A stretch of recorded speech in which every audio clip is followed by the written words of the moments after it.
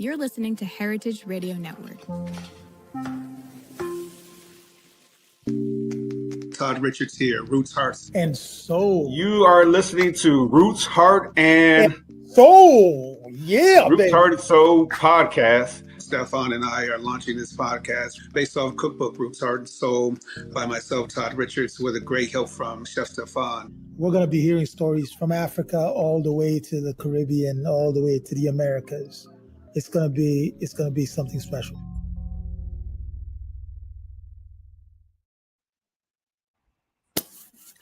Yes, sir. Hey, what's up, man? A rare occasion, home 2 weeks in a row. So, well, that's a good. That's a good thing. It's great and grand. Say grace. Absolutely. So what's up, man? Talk to me. Hey, how you been? I know you've been. Sorry. I know you've been up and down the last couple of weeks with opening some more restaurants. You know, we had to figure out really how many we did. We did 12 restaurants in 2 years openings. Wow. I mean, averaging one per 2 months. That is that's unheard of.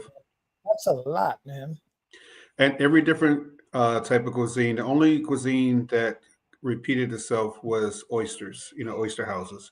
And that's the only thing that repeated itself, but everything else was totally different. So you opened Oyster House where? In Philadelphia.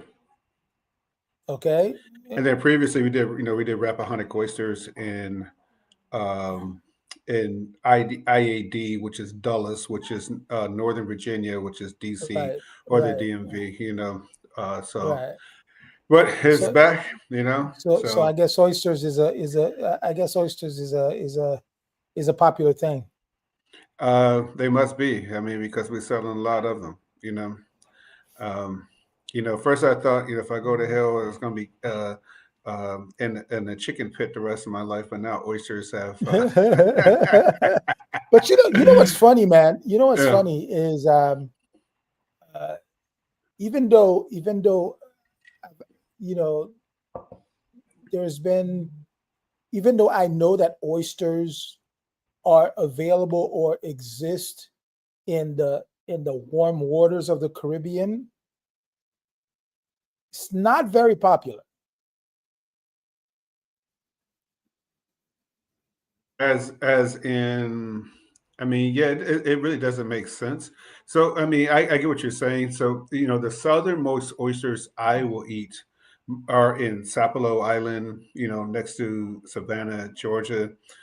You get some in the Gulf oysters, they're much larger and everything like that. But other than that, it has to be cold water, just like mussels, in the same. It has to be cold water, right? It has to be cold water, really to understand the flavors, the salinity, the beauty, and things like that. Some are better for grilling, like the Gulf to me is better for grilling in that sense. They're meatier and things like that.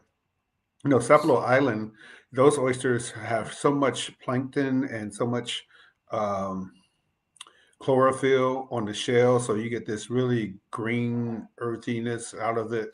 And then you get, of course, to the Northeast, and it's just full salinity. And then West Coast, everyone, Beau Soleil, everyone wants to be French at that point in time when we came up, in the 90s and 2000. Everyone was serving Beau Soleil, oysters. And everything. So it is a cold water mollusk. Absolutely. I mean, I wouldn't eat it. I wouldn't eat them outside of that region. I just wouldn't do it. Because I mean, I've had some fishermen bring me some to the restaurant in Haiti, and but you all have brackish. But you all have brackish water there too, though, right?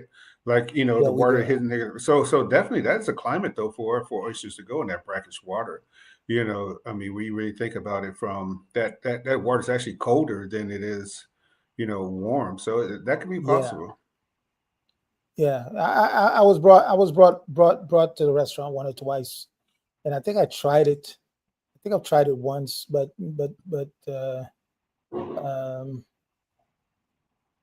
but definitely not mussels. That doesn't Yeah. exist in warm Caribbean waters. No, no, Mussels, and it shouldn't. clams, not really available. Yeah. Wow. Chef Todd Richards, of course, the great Chef Stephan, Roots Art Soul podcast in the early part of October, 2025. I can't believe where this year has gone. Yes, You man. The year has just been running like a bat out of hell. Um, but I have to tell you, the time that I've been spending in Vermont has been really good I mean, on it's a oysters right there. I mean, on that coast. So, on a mental side of mm, things, mm. because I've gotten to just relax. I have an aunt who is so I want to talk to you about this. So Okay. this has been a conversation I've been wanting to have with you. Okay. So I have an aunt who is, I wouldn't say a fan, but she is very into everything organic. Okay. Okay. Now there's organic and then there's organic from what she says, but she's very much into organic stuff. And she's been, you know, uh, everything she brings into the house, whether it's meats, whether it's whether it's chicken, whether it's vegetables, she makes sure that um, you know we're eating super organic in the house. Okay. Now, the organic movement hasn't started today, No. okay? Because when we talk about the farm to table movement, it is the organic movement. Partly, yes, but yeah, Partly. yeah, partly. So how would you categorize that? How do you You know, define that? that's a great question. As we sit on the heels of open curiosity and really talking about, us being farm to table and things like that, that anything that that grows naturally without chemicals to me is just natural, growth. And then you have the organic. Organic, in our country has to be certified, which I get it, from a consumer standpoint, they were certified organic, which means that there's a lot of people out there doing some really terrible stuff in the soil that you have to certify something. But the thing is that something being natural, using natural fertilizers and things like that compared to something that's organic using organic fertilizers, I don't know, and especially in this economy, that we can justify the cost for Right, those items. But secondly, though, the way your aunt is talking about that she grows food and everything like that, um, that to me is natural, and that might be a better way. Also, I'm just going to add this right quick before we further on, is that the life expectancy of people before 1930, well, before the early 1900s, is only 40 years old, and they were eating everything organic at right, that time. Then Industrial Revolution cabin, and then we had all these preservatives and things like that, happening and things like that. So there is no proof in our, you know, generations that organic is necessarily the best way, but there is proof that natural is a much better way. Knowing that A, you know where your food comes from, B, you probably grew some of it yourself, and C, you could supplement it with an organic diet, but not necessarily have to have one. right, right. And then the selfishness of about it, though, that you and I talked about this before, is that why do you think you can get watermelon and tomatoes year round? Mm, I mean, because is we that figured that out is privilege? that is privileged.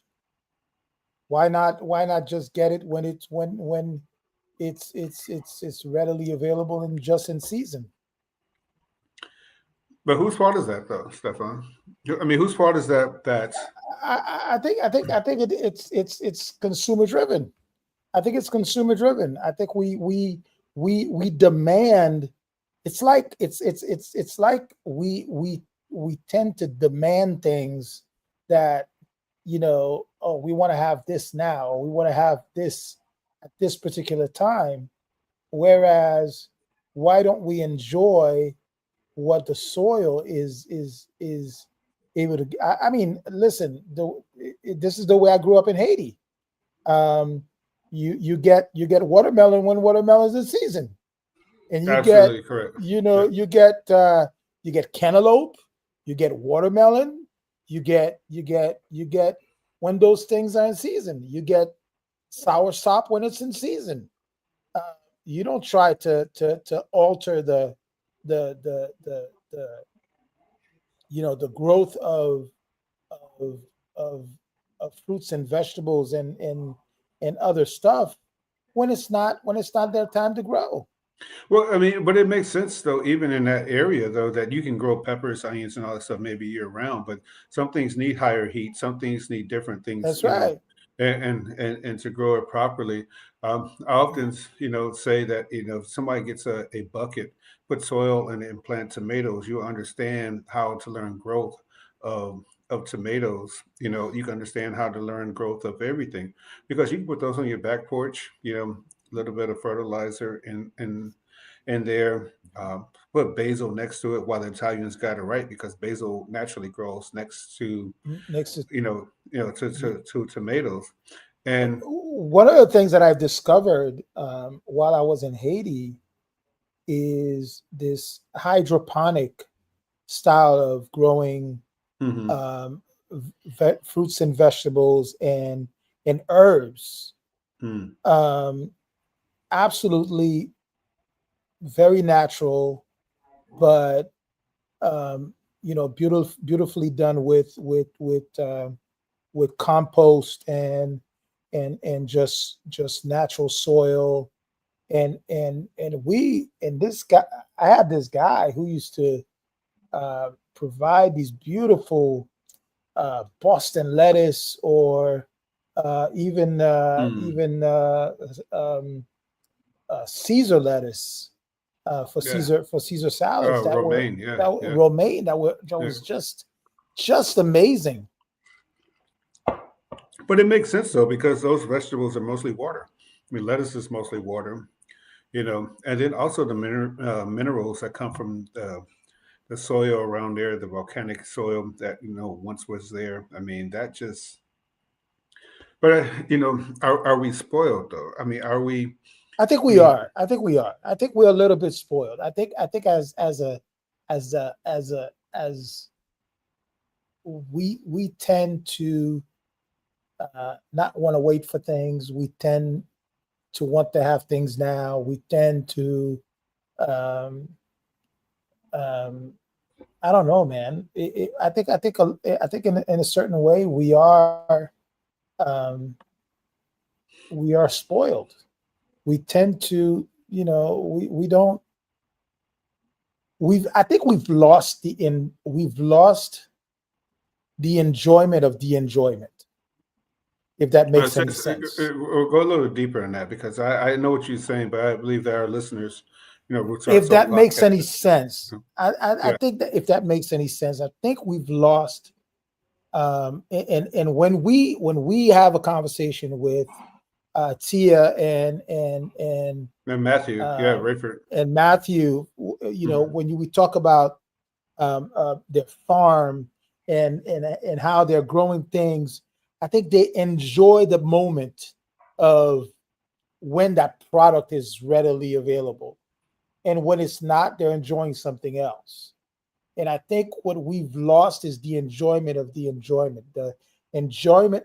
that particular moment. We're But let me ask you. Let me ask you this in a different way. How much of it is shame? How much of it is shame from from the time we arrived in this country or arrived in the Caribbean and even South America, that, tilling the soil, understanding those roots and those deep roots of agriculture, how much is it shame that we're bringing to the table when we don't enjoy those things? I don't I, I don't know. I don't know. That's a very pointed question that demands some analysis, because I think the I don't know if the shame is from where we were before to where we are now, to where we are so eager into things that we can't seem to enjoy. It's like we don't even enjoy the moment of the experience. It's like there's no more enjoyment of the experience. It's like we want it now, we want it every day, we want it every other day, we want it, and it's like, well, what's the enjoyment in that?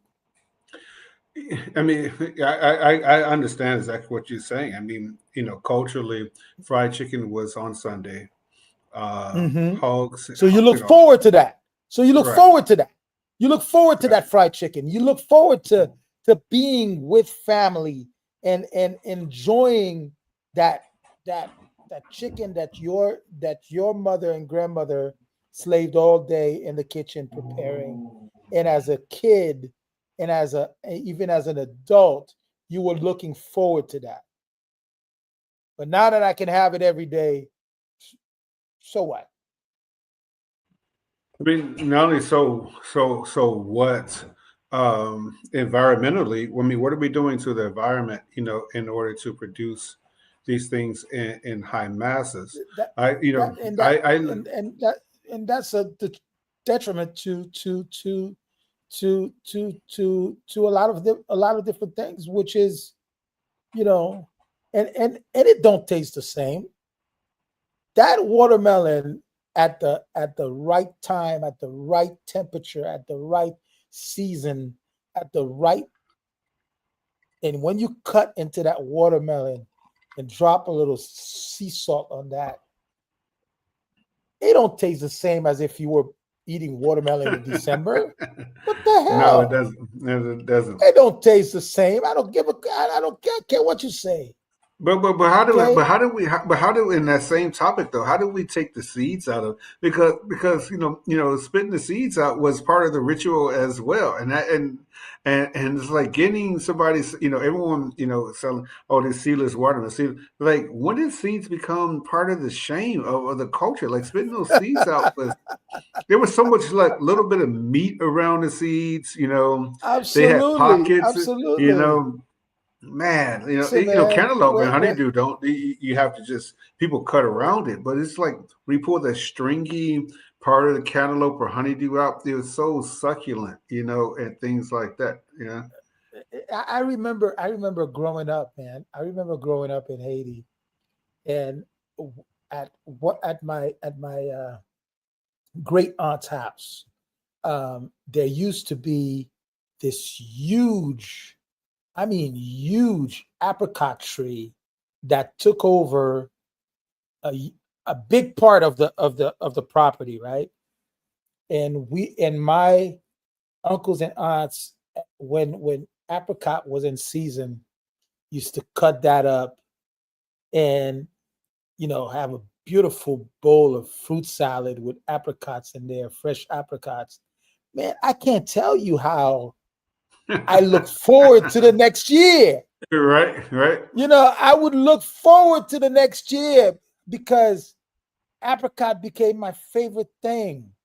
Um, you know, oh, we'd go near the beach, and we'd have, there's, you know, I don't know the name in English, but it's a Mm. small little green. It's like a green apple, Okay. sort of a green apple, You know, and it's got little tiny little thing on there, and then when you cut it open, oh my God, man!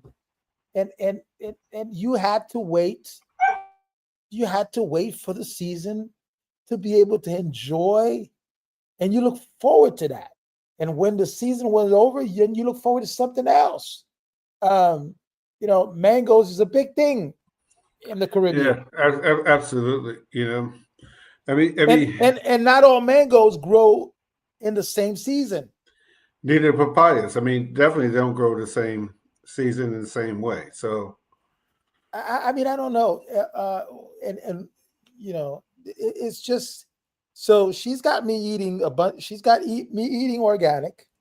You know, the other day she brought some lamb that was from Vermont. yeah, beautiful. Local, very man. local, Well, really good, really good. And I discovered these little itty bitty apples, these cran apples. yeah. Yeah. So I just did some Crab apples jam. or crab apple or crab apples? Crab apples. Oh, crab apples. Okay. Yeah, Yeah. they're tiny little things. They, you know, small little apple. So this guy, we were driving back from Canada, and this guy was I guess was trimming the tree. And there was a farmer's sort of small farmer's market right, you know, in the same house and stuff. And all you have to do is you choose whatever you want, and there's like a little bucket where you put your money in there, and it says pay as you feel is fair. Right. Yeah. So we bought a bunch of tomatoes. You know, we bought I don't know, we bought eggplants, we bought squash, we bought zucchini, and bro, I made this amazing ratatouille the other day. Wow. It was just no meat, no nothing in there. Just right. it was absolutely amazing, man. I mean, just beautiful. I mean, fresh vegetables. You know, fresh vegetables, man. You know, and you don't do too much to it. You know. Again, Charlie Charter always said it best. You know, he said he was the best chef in the world because he bought the best ingredients and did nothing to them.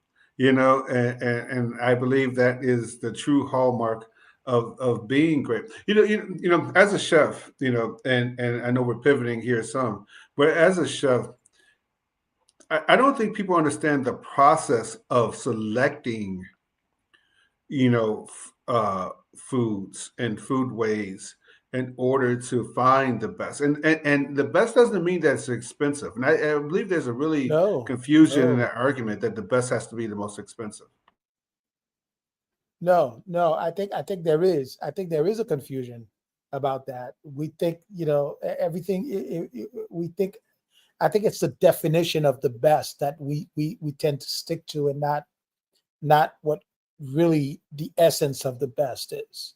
I think the essence of the best is good quality, doesn't have, you know, and it's made and grown with, you know, naturally without any effort. And I think for me that's what I call the best. And I got to tell you, I tasted those vegetables. I mean, all I did was saute a little bit of, you know, EVOO and butter, and it was just downright amazing, man. You know, I mean, I look at the thing like second tomatoes, you know, those bruised tomatoes or those bruised peaches, and everyone wants to discard them, but everyone knows like those are the best peaches to make peach cobbler. You know, those spots of sugar that gets caramelized from the bruising. You know, if you make one tomato sauce, why do you need the perfect tomato to make tomato sauce?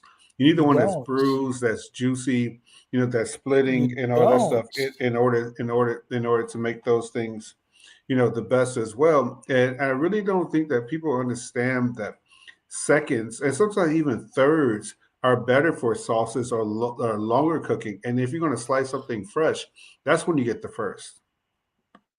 That's right. That's right. Um, Another thing that I found myself doing while I'm in. Let me see if I can share it with you. Another thing that I found myself doing, my friend, uh, In the great state of Vermont. the great state of Vermont, is I'm reading. Oh, okay. So the other day I go into a Barnes and Noble, actually looking for our book, and in the midst of looking for our book, I fell into uh, uh, Kwame's book, Okay. the Diary of a Young Black Chef. Mm-hmm. Very interesting. You know, it at first I was a little adamant about it because young chef, you're not even 40 years old yet, and you're talking about writing your memoir. Found that a little kind of a weird into a conversation. I mean, you Okay. haven't lived yet. You haven't lived yet. So how are you writing your memoir already? But he's got some very interesting he shares some very interesting things. Um, and I think it's important that you know somebody like you, somebody like me, should definitely think about um, writing a book like that. Well, I mean, the thing is that you know when you have a lot of success at a young age, and then you have a downfall at a young age, it's really, it is something to share. I mean, consider that now his restaurants in, the top 50 North American restaurants, Right, uh, right. you know, uh, when we think about it from that standpoint, that, there is success, to be opening a restaurant in Vegas on the strip, That is says something, success. That is says, success. it says, to host family reunion, for, X amount of straight years. And every chef, of culture wants to go and participate in it. There is success, That but there's a lot of things behind there that people don't understand, you know, that the amount of work, um, that it takes right, and luck. I mean, it and is luck. some, and luck, but hard work brings great luck. I always be, you know, an advocate of that. And The and more you, times you you you, you know you swing a bat at a baseball, that blooper is always going to be, yeah. you know. So, I get what you're But you got saying. but you got to keep swinging. But you got to keep swinging. Absolutely. But memoirs are great, but also what we're doing here on Roots Our Soul podcast, Heritage Radio Network. We're sharing, things that in real time what is happening. Where a book, as and I know, can take 2-3 years, to be produced and out to the public. And so we have to look at our heroes. And definitely Kwame is a hero to a lot of chefs of all backgrounds, but I would definitely say focusing on the African diaspora, that he is really paving a way for critical analysis of Black culture, critical analysis of Black food, but also should also give a standard to what Black culture is through the excellence of food we serve, and not be pigeonholed to just one aspect of saying we're soul food, Southern barbecue, Yeah. that we are way more farther, advanced than just what, certain media wants to say we are. But I'm going to tell you what pleases me even more. Is yes, I'm extremely pleased to see the success that's been coming lately to a lot of us, and when I say us, black and brown chefs, black and brown um, um, talents in the food and beverage space. I'm very pleased to see what's been happening, but I'm also pleased to see, even more than that, is the fact that um, in a lot of these kitchens, whether it be Marcus Samuelson, whether it be Kwame, whether it be um, a few other chefs that I've been researching lately, they are prioritizing, or they are bringing it forward for other black chefs to be part of their projects.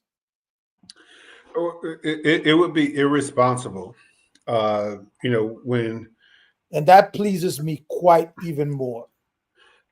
when Amy Condon and I, really started on Roots Heart Soul, then brought you in for it. I wanted to bring in. I did not want to write that book saying that I was the expert on every subject from West Africa to the Caribbean, through the South, up to New York, Chicago, through Texas, and out west. I wanted to bring in the experts of those regions to tell that story and tell their story in order to show that we're not a monolith of food culture. And so it is irresponsible to exclude the people that you're talking about and the food that you're cooking out of the conversation. Secondly, in business, everyone here, knows that it's hard as hell to open a restaurant. Where most people get their money for restaurants in the mob pirate is equity in homes. But our population and even our brown population don't have total access or the dollars to even own a home to get equity in there. So when you have the opportunity to further the causes of people, and then to spell away the disproportionate comments of pull yourself up by the bootstraps. Uh, that's all fine and well, but who made the damn bootstraps? Is the question. And are we, you know, allowing people to help people to make more bootstraps, or are we just going to carry one boot and tie our own bootstraps, and then that's it? And that cannot be the outcome. It's never should have been the outcome for food and beverage, especially when we're involved, and especially when we have great mentors. I saw someone on Instagram, asking us about Patrick Clark and his son, as well. And when you think about what Patrick Clark did for New York with Tavern on the Green, how he developed an entire culture of food where people like myself in Chicago and then in Atlanta was looking at him as mentorship and guidance, where Dale Evans, who was here in Atlanta, of course, who taught myself, Dwayne, and a host of other chefs, Daryl Schuler, certified master chef. We did not gatekeep these things. And if we get to a point where we're gatekeeping, then don't ask for our survival of food ways to move forward. No, no, I think I'm 100% in agreement with you. I think the worst thing that we can do to ourselves is to gatekeep. If we will never be, and I hate using these words, but we will never be the equal of our counterpart if we consistently close the door to those of us just like us, and instead of pulling somebody up with you, you close the door. Well, I mean, what is our legacy built on? Is our legacy built on, you look at, and we will never build a Thomas legacy that way. You look at Thomas Keller, right? And you have, Jonathan Bendel came out of his, Corey Lees came out of his kitchen. You have all these chefs came out of their kitchen, and they talk about that. I mean, what is legacy built on? Look at the restaurants they opened after coming out of their kitchen. Look at, Zeppi, when he talk about everyone who comes out of Noma. And he say, oh, you worked at Noma and, you get the opportunity to get funding and all that stuff. So it can't be just us holding it for ourselves if you really want to create a true legacy. Now, if you're not interested in that and you just want to do that, and then at the end of your time on this earth, you walk away, that's fine, but our legacy is not built in only what we open or the money or the monetary value or likes and everything. Our legacy is about the cooks that came out of our kitchen who went on to do great things and serve delicious food and honor us in the dishes that they make. And that's it. Yeah. Anything other than that, there's no legacy in that, which makes this, very, difficult. Something that you and I want to talk about today was that, what's happening to the restaurants in our own neighborhood? Why are they going away? Where are they going? Who's coming in, taking these spaces? Who's cooking these spaces? That's a very good question. That's a very, very good question. But why is it that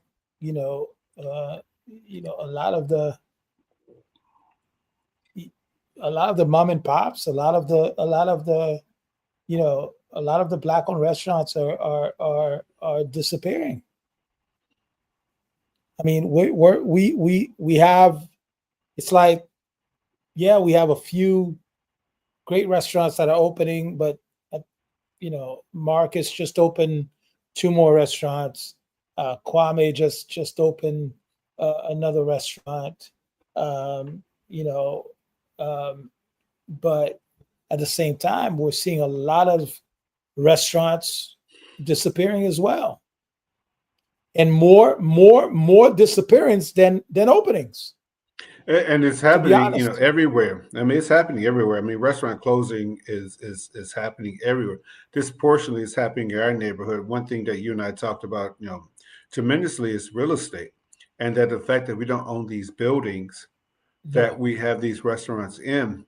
And Starbucks just recently, said they're closing 90 stores, and people are like, why would they close them? And so you have to understand that, that in real estate and in zoning, they're required to have a certain amount of food in these high-rise buildings in proximity to those areas, right? The easiest food or restaurant type to open is a coffee shop. That requires no hood system, requires a smaller grease trap, requires less employees, less physical inventory. And then so after 10 years, when that lease is up and the tax incentives are gone and the rent incentives are gone and they go up on the rent, 25 to 35%, what's the incentive for someone to stay in that location? There is none. There is none. You're not going to make any money either. Right. And the cost of living has gone up, on average 3%. So by the time you get there, you got 30% rise in the cost of living. You have no tax incentives, and then you lost all that part of the culture of the neighborhood. But that's where the real estate, the zoning, and these things are not making sense into it. So you think about us as having mom and pop neighborhoods who either might have had the real estate or been renting. The property taxes have gone up over X amount of time in those years. So the cost of everything has gone up. However, what are we selling this food for? Why are we still selling this food at the same prices from 10 years ago? I mean, that is a problem. But is that because it's a lack of is because it's a lack of knowledge, or is it because we're scared to scale up as well and say, well, the cost of living is going up, the cost of real estate is going up, the cost of rent is going up, the cost of Labor. of food, the cost of labor is going up, the cost of food is going up. So I got to go up too. I don't have a choice. if I'm to survive, I have to go up too. Um, you're talking about things that are disappearing. I have there's this young chef who I'm very fond of in New York who had his Trinidadian restaurant. Nothing too big, but he's had to close, and the biggest reason is rent. Yeah. The biggest reason is the cost of rent. Even in neighborhoods in the middle of Brooklyn, you would think that the rent would maybe be a little bit lower to allow small business to thrive, but that's not certain. That's certainly not the case. I mean, basic economy of restaurant business, 10% below, is rent structure. Anytime you get above 10%, I mean, you're already at a point that you can probably think that you're going to break even, unless you have some other ways of cutting labor and things like that, And the infrastructure of those things have to be done. I mean, I talk to people about this all the time that, hey, I think about this place. Okay, what is your revenue model? I'm going to do, 1.2 million. What's your rent? It's 15 grand a month. Okay, that's not going to work. Yeah.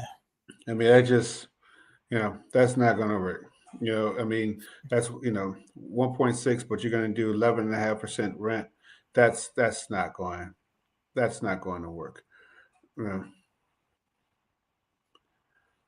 it just doesn't. And then the property taxes on top of it, because property taxes used to not be included in leases for uh, for rents, and now we're paying property taxes as well, which really hurts the environment of restaurant business. Are we? So now the property tax is tagged on to the rent. Yeah, everything's triple net. Yes, you pay property tax, city tax, and your portion. Every tenant pays a portion of the property taxes of the restaurant. Wow, Yeah. that's crazy, man. So Yep. so in your opinion, what is the model that's going to be that's going to make sense? Second generation restaurants, are the best. Even though landlords give you TI, tenant improvement, for the restaurants, in the beginning, you can't recover all those things. Such as if your place closes, you can't take the hood system with you. You can't take the grease trap with you. You can't take No, the AC unit no. with you. And it's covered in TI. But initially, most of the time, you have to have that capital first, and the landlord will reimburse you. So if you think you have $250,000 in TI, you have to have $250,000 already to build those things out, and it's there. So second generation would mean that the restaurant has already those things equipped. Already Yeah, has those right, things already set up, so right. that So you don't your have to make capital that kind raise, of right. investment. Yeah, so you don't have to make that kind of investment. So the capital raise is actually smaller. Second generation means that, also means that there was a restaurant there before that people are somewhat familiar with. Now, for whatever reason why they closed, they are familiar with the location. And I would definitely recommend that. And then thirdly, it's just really, you know, the systems, the POS system is set up in a great place. The wiring, but people don't understand. Like we have to put in the lo-fi wiring for like internet, to hook up the POS system, your phone systems, and all that stuff. All that stuff costs money. If it's already in that restaurant, now Oh you may not yeah, be in the oh exact yeah, location, but you can extend it. And then oh plumbing. I yeah. mean, water systems, where the bathroom is, all that stuff. Thirdly about it though is that it already passed health inspection and building code inspection. So now it's a faster way, to get to those things because the inspectors have already approved that, in the plans before. So if anyone wants to do it, second gen is the way to go. It's like buying a used car. The depreciation on a new car is a lot different than the depreciation of a used car. Yeah. And that's the way I would tell everyone to approach it. Uh, yeah, yeah. That's some very good. That's some very good advice. That's some very good advice to anybody in general that wants to open a restaurant. Yeah.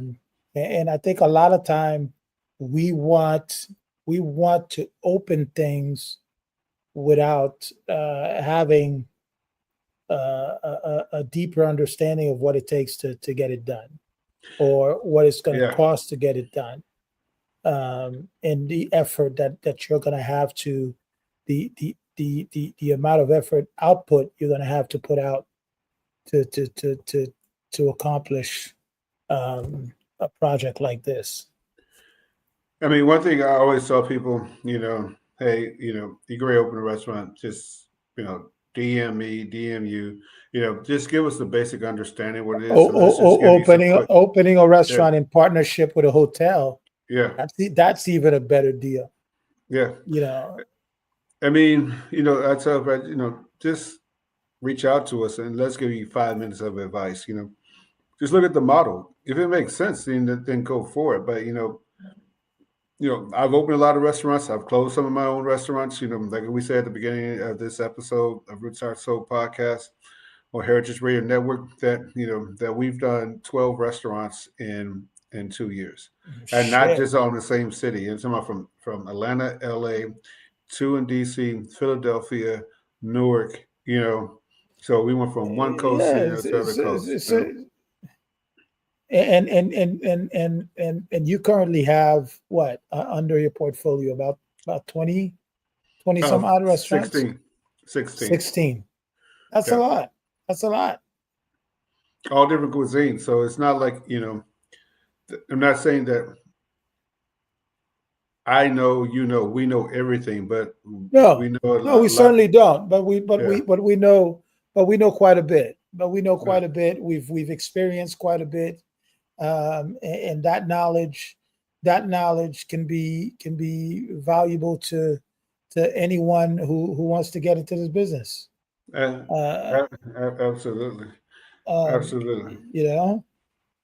We got a few more minutes here, Stephan. Let's talk about the rest of this year, because like it's October. Listen, I don't even know. I don't even know. I don't even know how to define the beginning of this year. Right. Let alone to see what the end is going to look like.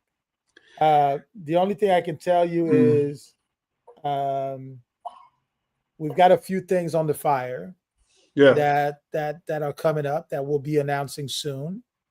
We are working on a few things for the month of November. I know you and me. Yeah. I'm certainly excited about what's coming up.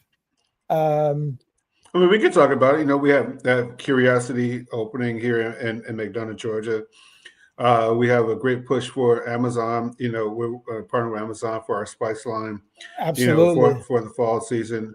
We're going to pair it with the books, Roots, Heart, Soul, and Soul. And then we have Creole Food Festival coming in November and in Atlanta as well.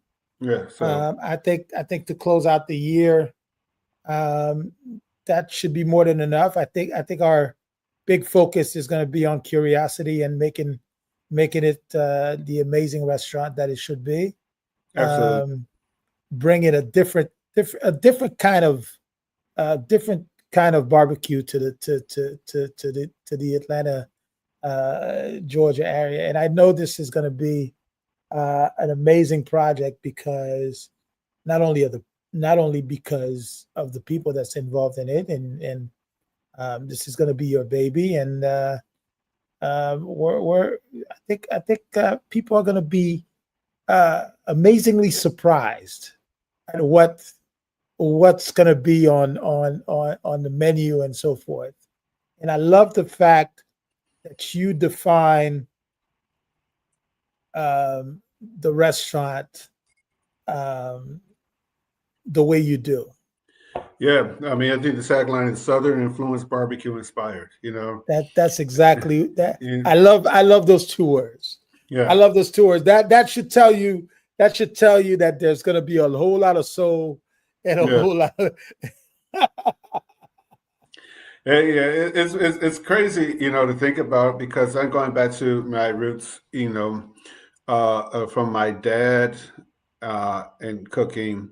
Also going back to my roots of working with Chef Evans, uh, and then the hotel, being in the Ritz, running Five Diamond Restaurant, and I love everyone who does barbecue on those metal trays with the paper hmm lining and that. hmm But this ain't gonna be it, this ain't going to be it, baby. no, no, we're No, just doing, yeah, Ric yeah, Flair restyling, with profiling, flair, with style yeah, and profile. And I like, see, I like when you yeah, talk like that. yeah. We're gonna put a lot of flair into.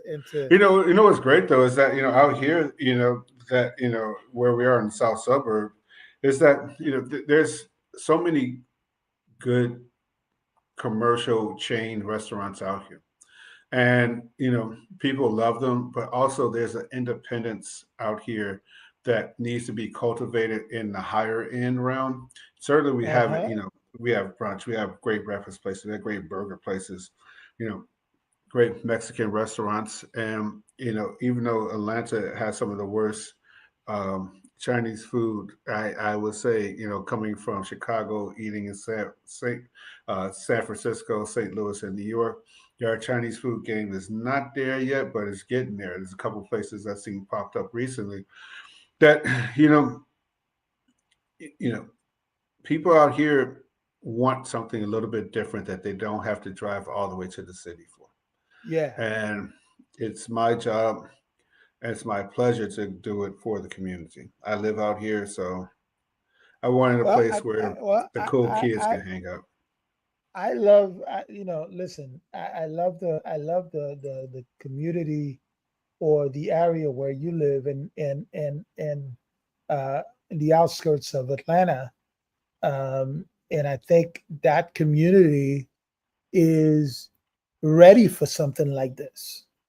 Yeah, From everything that I've seen driving around with you, um, and the area where we're gonna be putting, where we have curiosity, opening up soon. I think this area is ready for something like this. So absolutely. I think It's ready. I'm ready. As I get into my later years here, I tell people, tomorrow ain't promised, so I need to cook today. no, Mm, no. But and I'm gonna tell you something though, man. And I'm mm, gonna tell you something. The last few weeks, um, going to the market, looking at great great products. There is some, you know, I have I am wanting more and more to cook. absolutely, Um, absolutely. I'm forcing myself to stand up, even on my fragile legs. Mhm. Um, and I'm cooking, man. The other day, what did I do? Um, Even my aunt was all excited about bringing it to one of her clients. Mhm. Um, oh, I made some one of my favorite Peruvian dishes called Mhm. lomo saltado. Mhm. It's a beautiful cut of ribeye sliced up, uh, sautéed very quickly with onion, peppers, um, and also with some people do it with fingerling potatoes. The right recipe is with fries. It is all Mhm. put together, with a light soy sauce. Very, very good. Um, I'm having fun cooking these Yeah, past few weeks, man. Um, did the lamb the other day. Um, so I'm excited about curiosity, man. It's I think the one dish that I'm really, and I'll get in next week so we can make it for R&D is the lamb necks. We're cutting the lamb necks I and we're braising them like oxtails, though. Marinating them, Scotch bonnet, ooh, little allspice, all that stuff. ooh. We're gonna braise it, Okay, and then we're serving it with a sweet potato I, chutney, and then some I'm on beautiful my way. just Parker House rolls, on the I'm on side. my way. I'm on my way. Yeah. So, ladies and gentlemen, this was a sort of a cool speakeasy kind of a conversation today. We're getting into close to the hour. We've finally announced Curiosity, but you guys got to stay plugged in because Curiosity is coming on a very serious note. This is going to be Very, something.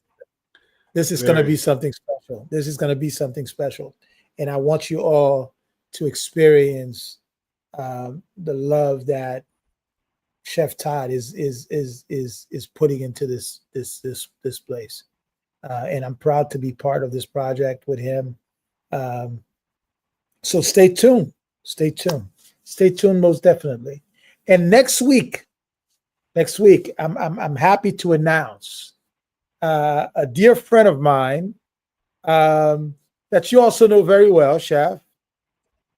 He goes by the Rum Chef. He's been off the grid for a while. He's sort of I won't say semi-retired because that would not do him justice. But he's been on the low key, more on the food and beverage side of things. He is a chef that I love very much. He's a chef that I call my brother as well. He's going to be Chef Paul Yellen is with us next week, man. Wow, that's great. Chef That's Paul great. Yellen is with us next week, so we're going to have a great conversation. Yes. A rum. It's not a regular bottle of rum. We need that 15 No, year. no, no. We Need we that go. We 15 get. year. Yeah. We're gonna have to bring out the a serious bottle rum for this conversation. So Absolutely. Tune in next week, guys. Join us again on Roots Heart and Soul podcast. We are Chef Todd and Chef Stephan. We love to have you with us. Thank you for your support, your continued support. We have had so much fun starting this podcast and the level of conversation we've had and the level of talents that we've had, the level of chefs that we've had, and we're going to continue bringing those things to you. Thank you for your support. Don't forget to like us, subscribe our YouTube channel, and follow us on social media. See you next Tuesday.